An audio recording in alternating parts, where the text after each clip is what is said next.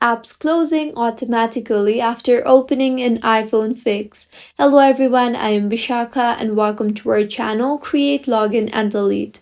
Let's get right into the tutorial. If you are facing the app closing automatically after opening issue, then let's go ahead and fix it. Open App Store firstly and search for the application you are facing issue in. Make sure the app is up to date. Mine is showing update here, so I will go ahead and update the application. For the app to perform smoothly, you have to make sure that you are using an updated version.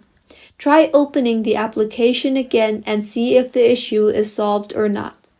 If not, launch the settings application on your device and tap on General and then tap on iPhone storage.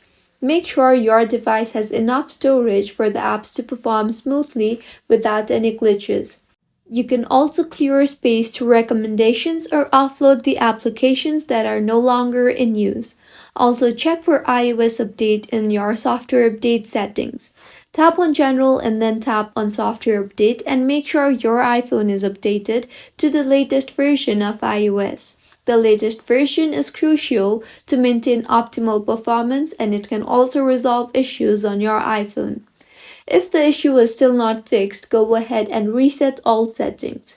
In order to reset all settings, in Settings itself, tap on General and scroll down and tap on Transfer or Reset iPhone, then on Reset and then on Reset All Settings.